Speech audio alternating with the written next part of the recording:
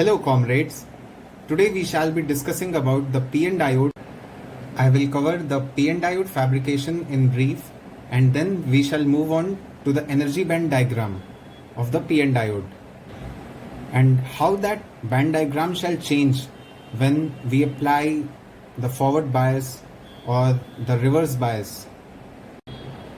I have listed down all the topics to be covered just for the record, and now we shall begin with PN diode fabrication in brief. So if you have a preliminary idea about the fabrication steps, then you would be knowing that after the preparation of silicon ingots, which are somewhat larger in size as compared to the wafers, so what we tend to do is that we cut them off. Here the pieces are large enough just for the representation purpose, but while the preparation of wafers, it is cut with very small thickness, with very small diameter. So when we cut it, we obtain somewhat this structure. So again, I am telling you, it is only for the representation purposes. You can refer to the textbooks or the internet for the actual diagram. So let us suppose this is the silicon wafer that we have obtained. Then this silicon wafer is made N plus. So you know that for N we have to add pentavalent impurity, that the impurity would be having an extra electron, a free electron, that will help us in the conduction procedure, and this plus sign indicates that the doping is heavy. Now to be able to compare in the latter steps, I must tell you that this silicon wafer, if I tend to refer it with a diagram like this, then this dimension, it is roughly around 500 micrometers. So this is kept large, and the reason behind it is that it is to facilitate the mechanical handling, or during the further steps we should be able to handle the wafer. So that's why it is kept this large. Later on, this dimension is to be reduced significantly. Then from here, what we tend to do is, over this N plus, we use epitaxy method to create or to grow a layer of N-type material. Epitaxy is the process of growing layer of controlled thickness and doping level. अब ये इसकी thickness कैसे हम decide करेंगे? This I have told you that this dimension is around 500 micrometers, this one. So what will be this dimension? So the factor governing this is the VBD requirement, or the breakdown voltage requirement we want in the PN diode we are going to fabricate. So for just an idea, like if we want VBD is equal to 30 volt, just approximately 30 volts, so what should be this dimension? It should be near about 7 to 8 micrometers. So this much dimension of this N layer that we are growing epitaxially over this N plus layer, then this thing will provide us a control of breakdown voltage of 30 volts. And the doping also plays a key role in this. So for this is not the only sufficient factor. The doping should also be somewhat around 10 to the power 16 per centimeter cube. So this is the importance of this dimension. Now that we have obtained a structure like this, N plus and then N over it, what we shall do is oxidation. So using the oxidation process, we shall be growing a layer of oxide, and then using lithography and etching, we shall create passages for p-doping inside this. Let me show you how. So silicon dioxide was grown, and then using lithography and etching, we removed portions of SiO2. So what we are left with is this. This is SiO2. Now these are the passages we have created intentionally to introduce the P plus doping so that we have PN diode. Now after this P plus region creation, I am not going into much detail. You can study them, these steps in the textbooks. I am just giving you a rough idea about the PN diode fabrication. So after this creation of P plus region, for passivation, for metallization, we just drop molten aluminium so that we can have the contacts here. And you remember, this is somewhat about 8 micrometers, and this was about 500 micrometers.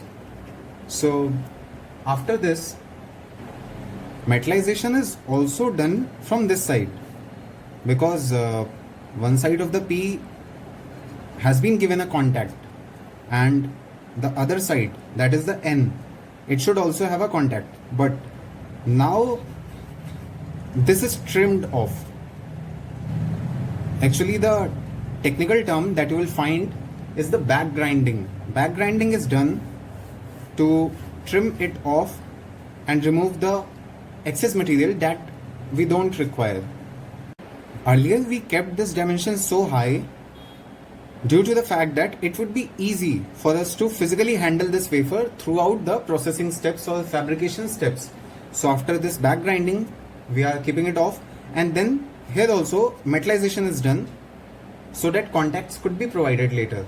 And then this, whatever this structure you have obtained, and plus N, P plus. So dicing is done to create individual PN diodes, and then they are later sent on for packaging so that they could be obtained in a form that could be sent to the markets. Now, as I told you in the beginning, it is just a brief description about the PN diode fabrication. So if you want to further study about it, then you can refer to the textbooks like Benji Streetman Solid State Electronic Devices. Now moving towards this topic of energy band diagram of PN diode. So this is P plus and N region as we have created in the fabrication during fabrication step. So this is plus indicates that it is a bit higher doping than this N. So according to the relation, you might be knowing that width of the depletion region is inversely proportional to the root of Na or maybe Nd, that is the acceptor or donor impurities concentration. So that's why, for shortcut, you just remember that जिस भी side में high doping होगी उस side की जो depletion region है वो छोटी होगी और नैरो होगी, and that's why you can think that this is more powerful, this is having higher doping, so ये ज़्यादा पावरफुल है. इस वजह से ये जो डिप्लीशन का रीजन है इसको दूसरे साइड की तरफ ये ढकेल देगा और पुश कर देगा. So this is what I could think of to make it much more simpler for you to understand the depletion region width on the both the sides. Now this is the first and foremost case where we are considering the equilibrium case, that is applied potential is zero outside it, so no battery is connected, and that's why we can say V is equal to 0. तो यहाँ पे हमें कैसे start करना है, जो Fermi level होगा दोनों साइड का P and N, this will be at the same level. We can say EFP is equal to EFN is equal to EF. Whatever you feel like is the easy concept for you, you can remember it that way. तो ये जो Fermi level होगा वो एक same level पे होगा. Now how to represent this conduction bands EC and EV valence band edges. So for this I think I need to modify the strategy a little bit. So first I will show you the isolated P and N regions, how the energy band levels are present there. So these are the P plus and N region in the isolated case. So this is isolated and this is also isolated. So this is the Fermi level EF, and for this it is the Fermi level EF N, and this is P. So since it has the acceptor type impurities, the valence band will be closer to this Fermi level and this will be further away, that is EC, conduction band edge of the P region. Similarly, and one thing more, this intrinsic Fermi level is somewhere here, EFI. For this N-type case, EC is present closer to the Fermi level, ECN, and this is EV. This is EVN. So, and this is of course Fermi level intrinsic. Now, when we are joining these two and during the equilibrium condition, so these two are here, N will be present like this. I mean EC, the conduction band edge will be present like this, and EV we shall mark it here. EFP is here. So valence band we have to bring closer to the Fermi level. This is EVP and this is ECP. See, one thing I want to tell you, this is highly doped as compared to this.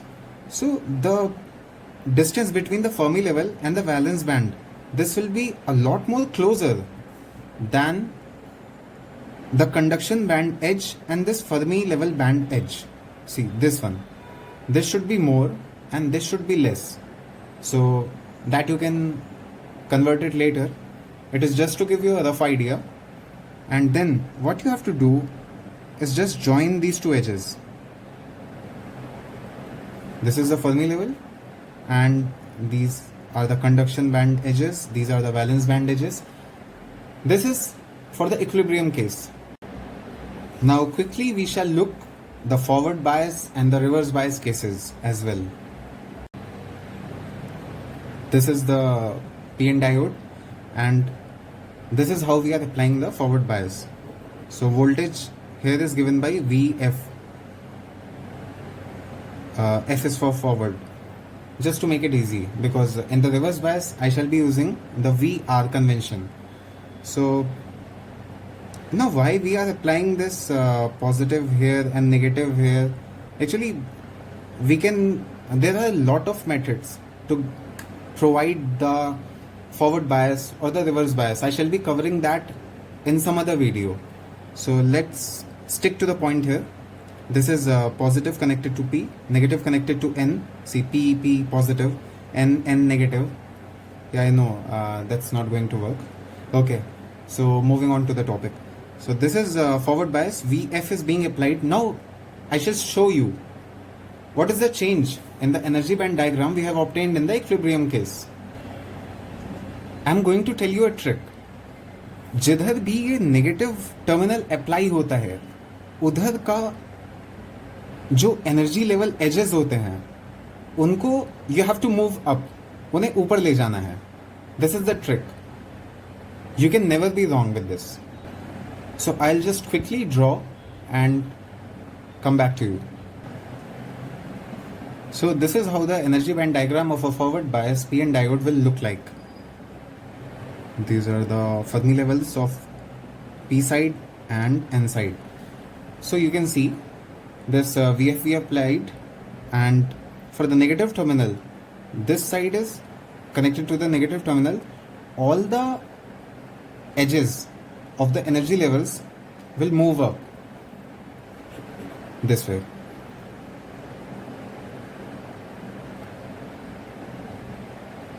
So earlier, during the equilibrium condition, this EFP and EFN were aligned, but now you can see this is how much the EFN side has raised. So this is given by Q V minus Vf, and this V, let me write V naught. This is built-in potential. I forgot to mention it here. It was QV naught, where V naught is given by V naught is equal to KT by Q natural log Na Nd by Ni square, where Ni is the intrinsic carrier concentration. For silicon, Ni is 1.5 into 10 to the power 10 per centimeter cube. Now, having understood this equilibrium case and the forward bias case, it will be a lot easier to understand the reverse bias case. So this is our PN diode, and it is connected in a reverse bias configuration, and we are representing the voltage as VR. So what will be the changes in this energy band diagram as compared to the equilibrium case? The side or the terminal that is connected to the negative side of the battery, the energy levels at that side, those will move up as we have done in the forward bias case. So I'll just quickly draw it. So this is how we shall draw it. The negative terminal is connected, so EFP will move upwards and EFN move downwards. And these are the various energy band edges for conduction band and for valence band. These are the Fermi level edges. Just join them and it's complete. Again, how we will represent this? Yes, Q V naught VR, but it is in reverse bias, so plus VR. Why plus VR? Because if we were to read this VR as from the point of view of forward bias, then this would be expressed as minus VR. So that's why when we kind of solve this, V naught minus VR, so that will be V naught plus VR. So that is all for this PN diode. Whatever the 4 topics we have mentioned in the beginning, I have covered all of them. And in case of any query, you can put them down in the comment section or mail me. Or I'm telling you one more alternative. You can refer to Benji Streetman book. There you can find this chapter 5, and there you can find each and every material that has been discussed in today's video. However, if you don't want to read the book, you can ask your doubts in the comment section. I shall be happy to help you. And I know that some of the topics of PN diode has not been covered in this video. I shall make a separate video for that. So stay tuned, keep learning, comrades.